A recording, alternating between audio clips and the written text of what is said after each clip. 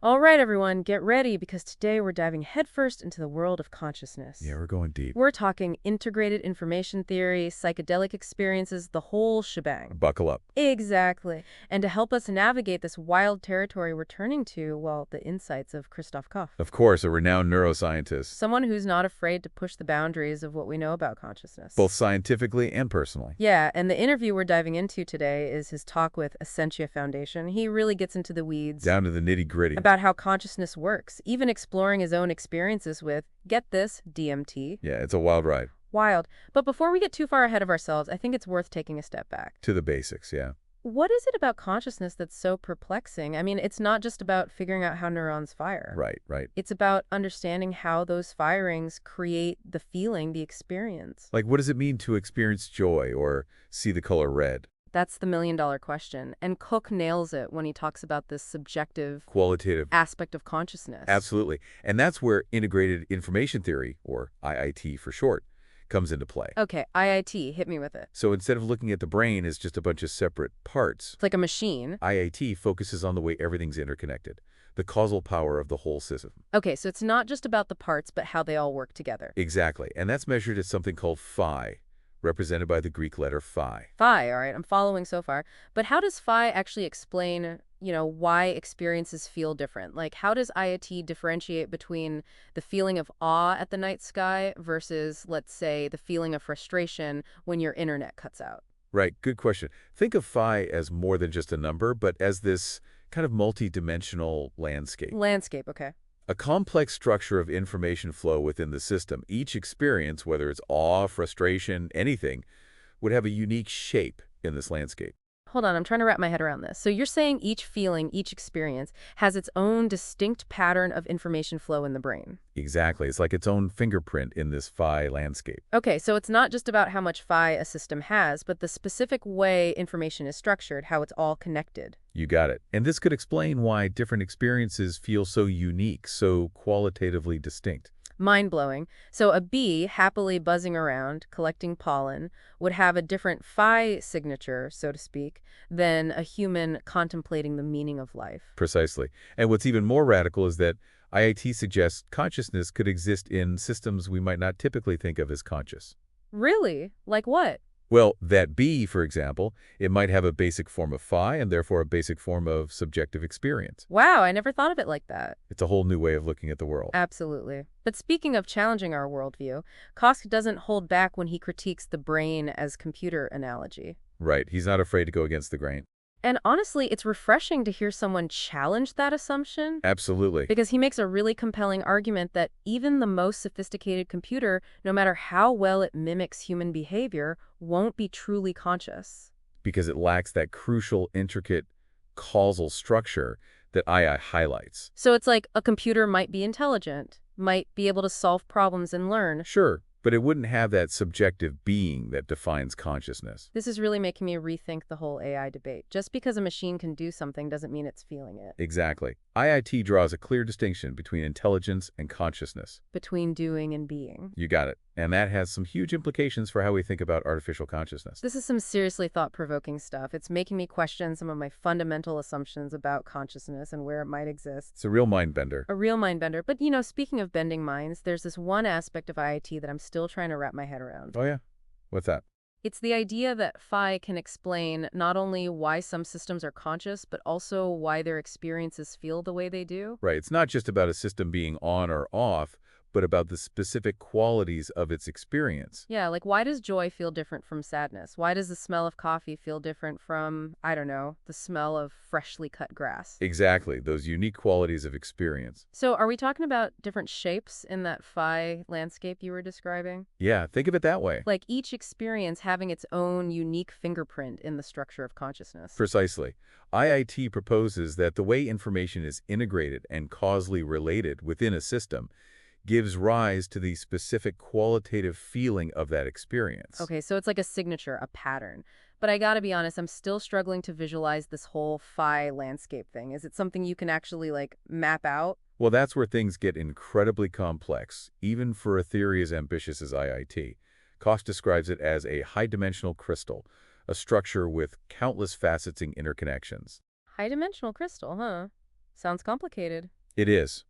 Visualizing it is a major challenge because we're dealing with systems far more intricate than anything we've ever been able to fully map or simulate. So it's a level of complexity that's almost beyond human comprehension. Pretty much. It's like trying to map the entire universe on a single piece of paper. Okay, yeah, I see your point. But even if the details are mind-bogglingly complex, the core idea of IIT is actually quite elegant, right? Absolutely.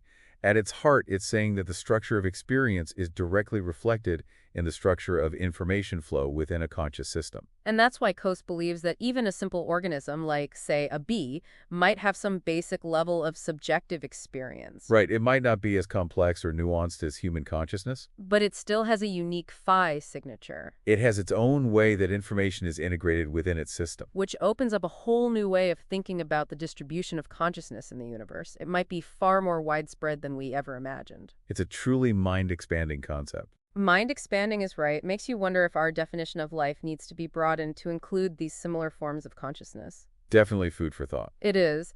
And speaking of mind-blowing concepts, we can't forget about Koch's own experience with DMT. He talks about this profound sense of self-loss, this merging with the universe. It's something that comes up a lot in psychedelic accounts. It's a common theme. But it's hard to grasp what that actually means. It's one of the most challenging aspects of these experiences to put into words.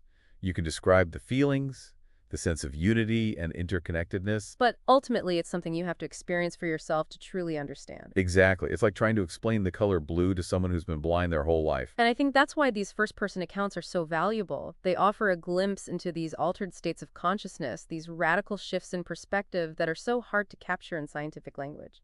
Absolutely. They provide a window into a different way of experiencing reality, and they challenge our assumptions about the boundaries of self, the nature of the universe, the very fabric of reality itself. It's like they're saying, hey, there's more to reality than you think. And who are we to say they're wrong? Right, there's so much we still don't know. Exactly. And it's exciting to think about what the future holds for our understanding of consciousness. So it seems like Koch's DMT experience really shook things up for him, but how does he reconcile that with, his scientific background? Like, does he think these mystical experiences are just like subjective brain states, or is there something more to it? Yeah, it's the big question, right? And what's fascinating is that Koch doesn't try to shy away from that tension. He doesn't try to force a simple answer. He grapples with the same questions a lot of us do when we encounter these, transcendent experiences. How do we make sense of them within our scientific understanding? He even talks about feeling torn between these two worlds, the world of neuroscience, where it's all about brain activity, Right. and this world of mystical experience where, the self seems to dissolve and there's this sense of interconnectedness Exactly. It's like he's walking this tightrope. between scientific rigor and being open to the unknown. And that's what makes his perspective so valuable, I think. He's not afraid to say, hey, we don't have all the answers yet. He's comfortable with the mystery. Absolutely. And, speaking of mystery, there's one part of IoT that I'm still trying to really grasp. Oh, yeah? Which part? It's the idea that phi can explain not only why some systems are conscious, but also why their experiences feel the way they do. Right. It's not just about being conscious or not. It's about the specific qualities. Yeah, like why does joy feel different from sadness? Why does, I don't know, the taste of chocolate feel different from the taste of, let's say, a lemon? Exactly. Those distinct qualities. So is this where those different shapes in the phi landscape come in? You got it. Like each experience has its own, like, fingerprint in the structure of consciousness. That's the idea. IIT suggests that the way information is integrated and causally related within a system, well, that's what creates the specific feeling of that experience. Okay, it's starting to make more sense now. But I gotta be honest, I'm still having trouble picturing this phi landscape thing. Yeah, it's a tough one. Is it something that can actually be, like, mapped out mathematically? Could we draw a diagram that shows, I don't know, the phi of joy versus the phi of sadness? Well, that's where things get really complicated, even for a theory as ambitious as IIT. Koch describes it as a high-dimensional crystal, a structure with countless facets and connections. A high-dimensional crystal. Man, that's a lot to wrap my head around. It really is. Visualizing it is a huge challenge because we're talking about systems far more intricate than anything we've ever been able to fully map or simulate. So it's basically a level of complexity that's almost beyond human comprehension at this point. Pretty much. It's like trying to draw a map of the entire universe. Okay, yeah, I can see why that would be tricky. But even though the details are, super complex, the core idea of IIT is still pretty elegant, right? Definitely. At its heart, it's saying that the structure of experience is directly reflected in the structure of information flow within a conscious system. That's why Koch thinks that even simple organisms like, I don't know, a bee, could have some basic level of subjective experience. Right, it might not be as complex or nuanced as human consciousness. But it still has its own phi signature. Its own way of integrating information. Wow, okay, so that means consciousness could be way more widespread in the universe than we ever thought. It's a radical idea, but yeah, it could be. Really makes you think about what it even means to be alive. Maybe we need to expand our definition to include these simpler forms of consciousness. Yeah, it's definitely something to consider. It is. So we've been talking a lot about theory, but I want to bring it back to something very concrete, Koch's DMT experience. Back to reality. He describes this intense feeling of ego death, of merging with the universe. Right, it's something you hear a lot from people who've had psychedelic experiences. But it's still hard to grasp what that actually means. It really is. We can describe the feelings, the sense of unity and interconnectedness. But it's ultimately something you have to experience yourself to truly understand. Exactly. Words can only take you so far. And I think that's why first-hand accounts are so important. They give us a glimpse into these altered states of consciousness, these radical shifts in perspective that are so hard to capture in scientific language. They offer a window into a different way of experiencing reality. And they challenge our assumptions about the boundaries of self, the nature of the universe, even the fabric of reality itself. It's like they're opening up new dimensions of possibility. Yeah, it's like they're saying, hey, there's more to reality than meets the eye. Absolutely. It's really interesting that Koch also talks about the concept of a mind at large, this idea of a universal consciousness that we might be able to tap into under certain conditions. It's a fascinating concept that's been explored by many spiritual traditions.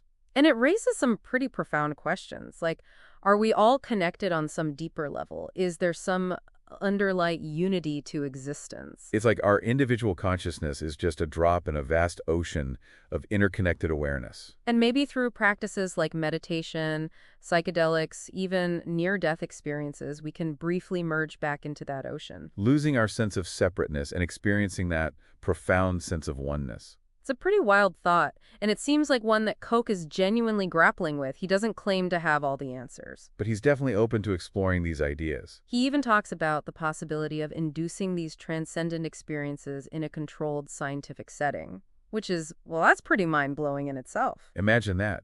Being able to safely and reliably create the conditions for people to have these experiences of interconnectedness and unity. It could totally change how we understand consciousness, how we relate to each other, how we see our place in the universe. It could be a new era of consciousness research. One that blends the scientific method with insights from mystical experience. And who knows what we might discover on this journey. It really feels like we're on the edge of something big here, like a whole new understanding of consciousness and, well, everything, really. Yeah, there's so much we're just starting to uncover. So many mysteries still out there. And you know what's really tricky? What's that? Some of those missing pieces might come from the most unexpected places. Like where? Like those split brain experiments Koch talked about, where they, literally sever the connection between the two halves of the brain. Oh, wow. Yeah, those are fascinating. It's almost like when the communication pathways are cut, two separate consciousnesses emerge. Two minds in one body. It's like something out of a sci-fi movie. Totally. And it really challenges our idea of what it means to be a single self. Like what even defines me. Right. But what if we went in the opposite direction? Instead of splitting, what if we connected two brains? That's the mind-bending idea behind brain bridging. Brain bridging. Yeah, and it's a direct prediction of IIT, as wild as it sounds. It suggests that the boundaries of consciousness are way more fluid than we traditionally thought. So you're saying you could theoretically merge two consciousnesses into one? That's the implication, and it raises a ton of questions about personal identity, free will, what it even means to be an individual. I mean, if my consciousness could merge with someone else's, what would happen to my memories, my personality? Would I even still exist? Those are some deep philosophical questions, and while IIT gives us a really cool framework to think about them, we got to remember we're still early in the game when it comes to understanding consciousness. Yeah, it's like we're exploring a whole new world, a vast, uncharted territory. With all sorts of unexpected surprises waiting around every corner. Exactly. But even if we don't have all the answers right now, the journey itself is pretty amazing, wouldn't you say? Oh, absolutely. And that sense of exploration, of open-minded curiosity, that's what makes this whole deep dive into consciousness so captivating. And speaking of captivating, one of the most thought-provoking parts of this whole discussion is how it connects to those mystical experiences people report, through things like psychedelics, meditation, even near-death experiences. Right, like they're all pointing to something beyond our everyday understanding of reality. It's almost like they're glimpses into a different mode of consciousness, one that goes beyond the individual self and taps into this sense of connection with something much larger. That sense of oneness, of merging with the universe, it seems to be a common thread in a lot of these accounts. But are these experiences just, subjective brain states? Or are they telling us something deeper about the nature of reality itself? It's a question that's been around for ages, hasn't it? And while IT doesn't claim to have all the answers, it does offer a pretty compelling way to understand how these, well, transcendent experiences could arise from the very structure of consciousness. Yeah, it's a really interesting perspective. So maybe those who talk about experiencing a mind at large are actually tapping into this deeper level of interconnectedness that's, always there but hidden from our ordinary awareness. It's a possibility, for sure. And it suggests that the boundaries of self might be more permeable than we usually realize. So maybe we're all part of something much bigger than ourselves, a vast web of consciousness that extends beyond our individual minds. It's a beautiful and inspiring thought, isn't it? It is. Well, listeners, we've taken a deep dive into the mysteries of consciousness with Christof Koch as our guide. We've explored some pretty mind-bending concepts, challenged our assumptions, and asked some really big questions about the nature of self, reality, and the universe. It's been quite a journey. It has, and while we might not have all the answers, we hope this deep dive has, well, sparked your curiosity, inspired you to keep exploring this fascinating landscape of consciousness. Yeah, keep those questions coming. Absolutely. And if you want to learn more, we highly recommend checking out Koch's book, The Feeling of Life Itself. It's a really thought-provoking exploration of integrated information theory and, well, everything we've been talking about today. It's definitely worth a read for anyone interested in consciousness. So remember, this exploration of consciousness is a journey, not a destination. Keep asking questions, keep challenging assumptions, and most importantly, keep that sense of wonder alive. Because when it comes to consciousness, anything is possible. Thanks for joining us on this deep dive. Until next time, keep exploring, keep questioning, and keep seeking those moments of awe and insight that remind us of just how extraordinary consciousness really is.